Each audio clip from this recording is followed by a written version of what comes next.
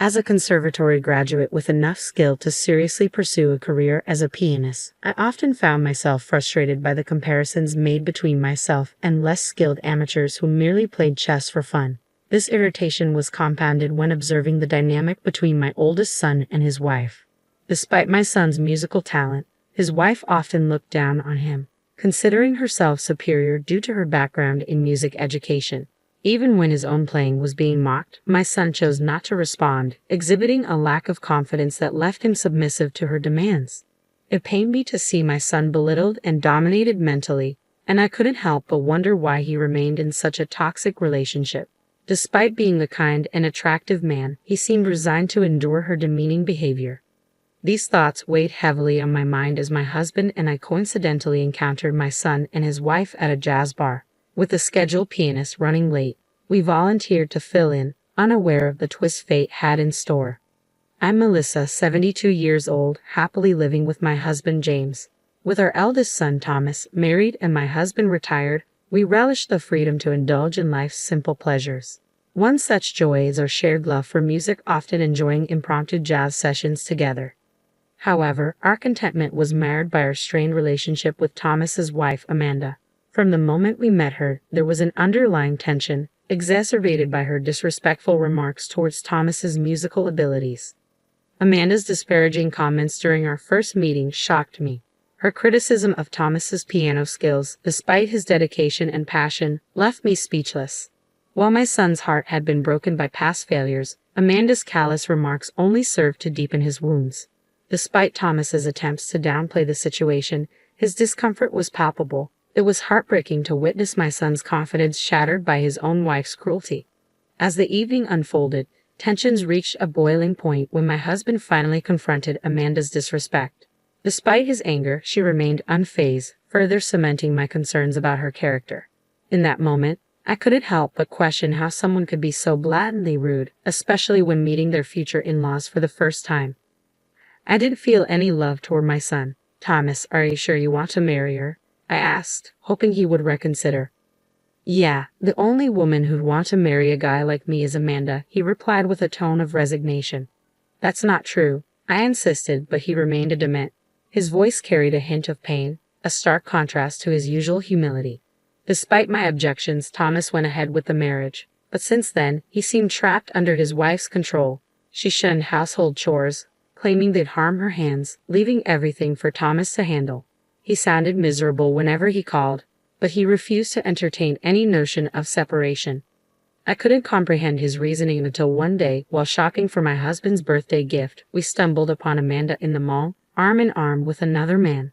"Is that Amanda?" Thomas muttered, his voice tinged with disbelief.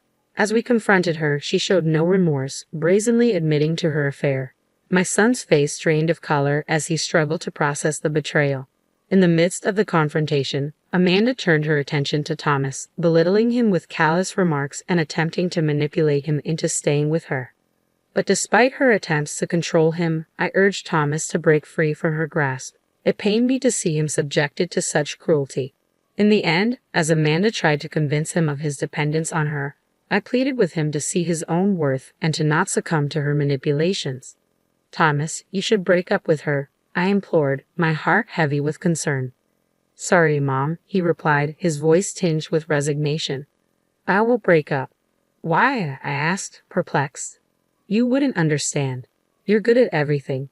You're a great cook and even on the piano. No matter how much I practice, I could never surpass you," Thomas confessed, his voice heavy with defeat as he hunched his back and looked down. It hit me then, the weight of my unintentional pressure on him. I'm not particularly good at cooking, although it is true that I've been hiding the fact that I was once a professional pianist. I'm not such a great person, and yet my son was comparing himself to me and losing his confidence. Thomas continued, "Your mother didn't even care that you were hurting. I'm the only one on your side. Shall we go home?" "Wait, Thomas, let's talk this out," I urged, but he turned away, led by his wife's hand. I stood there, helpless, realizing the extent of the damage. When I shared the story with my husband, his face flushed with anger. "What are you talking about? It isn't your fault. It's all because of that wife." But I didn't know our son was hurting. If I had cared more about him sooner, he wouldn't have lost his confidence. "That's on me too," I lamented, tears streaming down my cheeks. "Melissa, we have to talk to Thomas about this. It's not about who's at fault," my husband insisted, trying to console me, but the guilt lingered. Days passed, and my worry for my son only grew. Then, unexpectedly, my husband returned home with news. "Guess what? The pianist Mr. Johnson is coming to a local jazz bar." "Mr. Johnson, the professional pianist," I exclaimed, excitement flooding my veins. "Let's go together. It might be a nice change of pace." With eagerness, we made our reservation. However, on the day of the event, a typhoon struck, halting transportation. Determined, we trudged through the rain, arriving at the venue to find a resilient crowd eagerly awaiting Mr. Johnson's performance, despite the adverse weather. As I scanned the bar, I caught sight of my eldest son and his wife. "Hey, Mom, you're here too," my son greeted, his gaze shifting away as I approached, taken aback by the unexpected encounter. "Oh, you guys are here too," I replied, attempting to diffuse any tension. "We like Mr. Johnson's music." I wonder if those who just play as a hobby can truly understand the charm of Mr. Johnson. I had the privilege of being taught by him as a guest instructor during my conservatory days, my daughter-in-law boasted, much to my annoyance. Despite my irritation, I chose to remain composed, unwilling to start a confrontation just as the performance was about to begin. As the anticipation for Mr. Johnson's arrival grew, the bar began to buzz with excitement. However, the staff appeared flustered, and the owner took to the stage, offering an apology. "I'm terribly sorry, but due to the typhoon, Mr. Johnson's arrival has been delayed. It will take at least an hour and a half until he arrives. I must ask you to wait." "No way. We came all the way here in this terrible weather, and what are we supposed to do in the meantime?" The audience erupted in discontent. "It's such a disappointment. Even if we ate, we'd be done by the time he arrived." My daughter-in-law chimed in with her usual rudeness.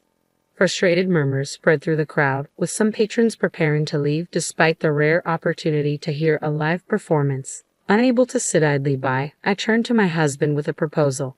"Why don't we perform?" I suggested. "We could be a placeholder until Mr. Johnson arrives." "What do you think?" "What are you saying? People came here to listen to a professional performance. They're going to heckle your amateur piano playing," my daughter-in-law scoffed, but I paid her no mind, focusing on my husband's response. Understanding my determination, he nodded in agreement. "Sounds like a plan. Let me talk to the owner." After a brief conversation with the owner, we climbed onto the stage, heartbeats racing as we prepared to perform. Luckily, the jazz bar had a drum set, and with our nerves somewhat calmed, we exchanged a glance and began to play. As the first notes filled the room, the once noisy audience fell silent, captivated by our impromptu performance. Before we knew it, even those who had been preparing to leave had taken their seats, drawn in by the music. Both my husband and I felt invigorated by the energy of the crowd, improvising and engaging with the audience, eliciting laughter and applause.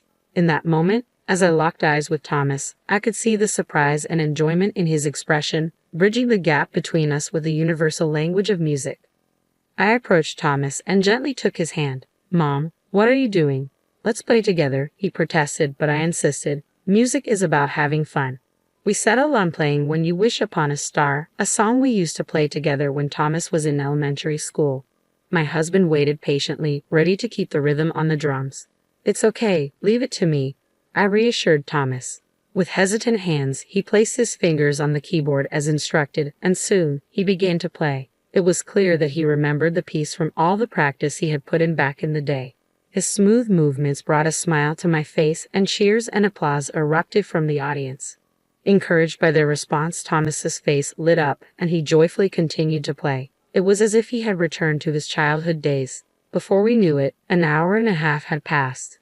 As we finished playing, we were greeted with a loud round of applause. Standing there was Mr. Johnson, the pianist himself. "Bravo! That was fantastic," he exclaimed, prompting us to bow. But before we could leave the stage, he stopped us. "Are you guys a family?" he asked. When we confirmed, he remarked, "No wonder it was such a harmonious performance. Don't you all agree?" The audience erupted into applause once more. However, my daughter-in-law, not finding the situation amusing, stormed onto the stage and approached Mr. Johnson. "Do you remember me? I was once your piano student," she claimed, but Mr. Johnson apologized, unable to recall. Undeterred, she insisted on performing, boasting about her aspirations to be a professional pianist. With a malicious grin directed at me, she began to play, expecting praise. However, Mr. Johnson's response was unexpected. After listening quietly, he remarked that her performance was pretty ordinary and lacked charm. In a fit of embarrassment and anger, my daughter-in-law challenged him, only to be met with a blunt critique of her lack of taste and musicality. As she glared at me, I felt a sense of satisfaction. Mr. Johnson then approached our table, intrigued by our musical backgrounds. When he learned my name, recognition rippled through the audience, and he grabbed my hand, his eyes shining with curiosity. "I'm a fan of yours, Melissa," Mr. Johnson exclaimed, surprising me. "Me? Really?" I replied, taken aback. "Yes, I started learning the piano after listening to your performances. I've always wanted to perform together someday, but you retired. I never imagined we would meet like this," he shared joyfully, much to the surprise of my daughter-in-law, who hurriedly approached. "Wait, what's this about being a former pianist?" she interjected. "Didn't you know Melissa is a famous pianist who has won prizes at international competitions? She has performed extensively abroad, and her concerts in the U.S. were always sold out." I didn't know that, Mom. "Why didn't you tell me?" Thomas asked, his voice filled with dejection, causing my husband and me to lower our heads apologetically. "We're sorry for keeping it a secret. The truth is, I stopped being a pianist when I became pregnant with you. I decided that I couldn't continue my career because my greatest desire was to have you, and I never regret this decision. The days I've spent with you are my most precious treasures," I explained, tears welling in my eyes. Thomas began to sob. "I've always loved listening to you play the piano because you play with so much joy. I'm glad we could play the piano together today," he said, his voice choked with emotion. "Your son's performance was excellent. His joy was truly infectious, really," Mr. Johnson praised, but Thomas blushed at the compliment. Meanwhile, my daughter-in-law glared at us, her face twisted in anger. "How dare you embarrass me like this, keeping your career as a pianist a secret?" I didn't mean to," I started to explain, but Mr. Johnson stepped in between us. "If anyone is causing embarrassment, it's you. You've been bragging about being the better pianist since the beginning. This isn't a competition. If you want to show off your skills, why don't you join a contest? Don't ruin the atmosphere of this enjoyable jazz bar," he scolded. Upon hearing Mr. Johnson's words, the other customers voiced their agreement, and my daughter-in-law stormed out of the bar in a fit of rage. After that, Mr. Johnson's performance began, and we enjoyed the delicious food and music. As we headed home that day, I walked with my husband and son. "Thomas, I love the way you play the piano. You don't have to be the best in a competition. I love the joy you express when you play. Not just that, there are so many other things about you that I love," I reassured him. "That's right, like your ability to work hard and persevere. You should be more proud of that," my husband chimed in. Although we didn't talk much after that, my son called a few days later to tell us that he was getting a divorce. This news was music to our ears. "I'm done wasting my life on that woman," he declared, seeming to have regained his spirit, which relieved us. We later heard that his ex-wife was struggling with debts and personal troubles, while my son gained confidence and even had plans to go to a concert with a woman who also loves music. I was so happy to see my son's transformation, and the best part was that we started performing together occasionally. I truly wish for my son's happiness.